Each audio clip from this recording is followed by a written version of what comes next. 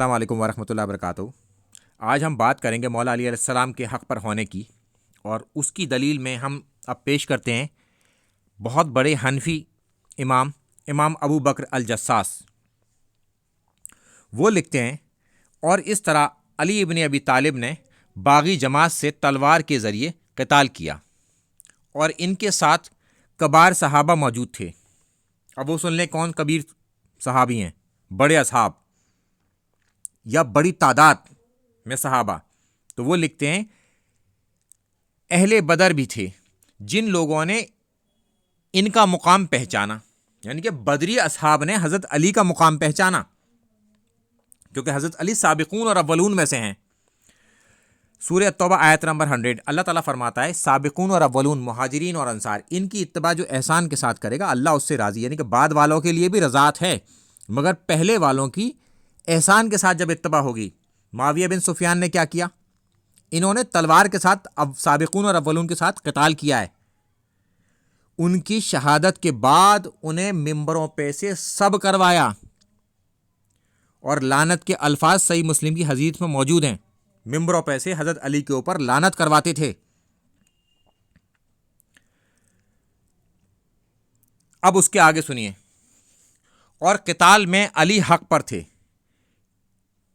ان کی کسی نے مخالفت نہیں کی سوائے باغی جماعت کے، جن سے علی اور ان کے مقتدین نے مقابلہ کیا تھا، یعنی کہ حضرت علی اور ان کے ساتھیوں نے جن سے مقابلہ کیا تھا، باغیوں نے ہی مخالفت کری، اس کے علاوہ کسی نے مخالفت نہیں کری حضرت علی کی۔ پھر وہ اللہ کے رسول صلی اللہ علیہ وسلم کی ایک حدیث کو کوٹ کرتے ہیں جو حدیث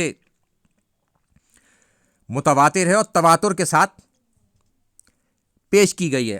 اللہ کے رسول صلی اللہ علیہ وسلم نے فرمایا تھا حضرت عمار ابن یاسر رضی اللہ تعالیٰ عنہ کے بارے میں کہ عمار کو ایک باغی گروہ قتل کرے گا،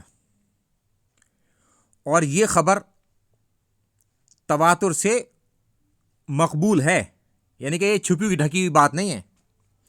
یہاں تک کہ معاویہ بھی اس خبر کے انکار پر قادر نہ تھا، یعنی کہ معاویہ بن سفیان بھی اس خبر کو جھٹلا نہ سکا۔ تعویل ضرور پیش کی تھی انہوں نے یہ بھی پیش کی تعویل کہ حضرت علی نے حضرت عمار کو ہماری تلواروں کے بیچ میں لا کے چھوڑ دیا اور عمار قتل ہو گئے، تو لہٰذا ان کے قاتل حضرت علی ہوں گے، چونکہ جو لاتا ہے وہی قاتل ہوتا ہے۔ تو پھر حضرت علی نے زبردست جواب دیا تھا، تو پھر کیا اللہ کے رسول صلی اللہ علیہ وآلہ وسلم حضرت حمزہ کے قاتل تھے؟ کیونکہ انہوں نے ہی تو بھیجا تھا حضرت حمزہ کو جنگ کے لیے۔ یہ زبردست جواب تھا معاویہ بن سفیان کے لیے کہ جو جس کی طرف سے لڑتا ہے وہ قاتل نہیں ہوتا اس کا، ورنہ یہ بات تو بہت آگے تک پہنچ جائے گی۔ جو قتل کرتا ہے وہی قاتل ہوتا ہے، جو کہ معاویہ بن سفیان کے لشکر نے کر دیا حضرت عمار ابن یاسر کا۔ اس طرح سے معاویہ بن سفیان اور ان کے تمام گروہ باغی گروہ تھے، اور وہ اپنی بغاوت پر ڈٹے رہے اور انہوں نے کبھی رجوع نہیں کیا۔ السلام علیکم ورحمۃ اللہ وبرکاتہ۔